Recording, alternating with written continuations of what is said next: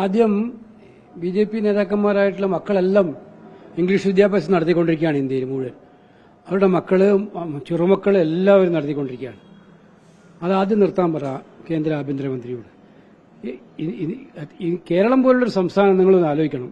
എത്ര ആയിരക്കണക്കിന് ആളുകളാണ് പുറത്തുപോയി ജീവിക്കുന്നത്, ലക്ഷക്കണക്കിന് ആളുകൾ. ദുബായിൽ, ലണ്ടനിൽ, അമേരിക്കയിൽ, കാനഡയിൽ. അതുകൊണ്ടാണ് നമ്മൾ ജീവിക്കുന്നത്. അപ്പോൾ ഇംഗ്ലീഷ് പഠിക്കണ്ടെന്ന് പറഞ്ഞിട്ട് അവരെല്ലാം അന്നം മുട്ടിക്കലാണോ പണി? ഉട്ടോപ്യൻ ആശയങ്ങളുമായിട്ട് ഇറങ്ങിയിരിക്കുകയാണ്. അതൊക്കെ രാജ്യത്തെ വിഘടിപ്പിക്കാൻ വേണ്ടിയിട്ടുള്ള തയങ്ങൾ മാത്രമാണ്. എല്ലാ ഭാഷയും പ്രാധാന്യമുള്ളതാണ്, ഇംഗ്ലീഷിനും പ്രാധാന്യമുണ്ട്. ഇംഗ്ലീഷ് നമ്മുടെ കുട്ടികൾക്ക് ഇംഗ്ലീഷ് വിദ്യാഭ്യാസം വേണ്ടത്ര കൊടുക്കാൻ വേണ്ടിയിട്ടാണ് നമ്മളെല്ലാം പരിശ്രമിക്കേണ്ടത്.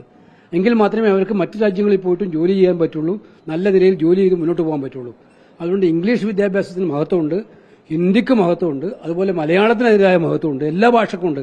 ഇംഗ്ലീഷിന് ഐറ്റം പ്രഖ്യാപിക്കാൻ അമിത്ഷാ പറഞ്ഞ ഉടനെ ഐറ്റം പ്രഖ്യാപിക്കാൻ, അത് ആദ്യം ഐറ്റം പ്രഖ്യാപിക്കേണ്ടത് അങ്ങനെയാണെങ്കിൽ അവരുടെ പാർട്ടി നേതാക്കന്മാരോട് പറയണം ഇംഗ്ലീഷ് പഠിക്കുന്നത് ഒഴിവാക്കാൻ. ഇത്രയും അപഹാസ്യമായ ഒരു പ്രസ്താവന കേന്ദ്രമന്ത്രി നടത്തുക എന്ന് പറഞ്ഞാൽ ലജ്ജാകരമാണ്.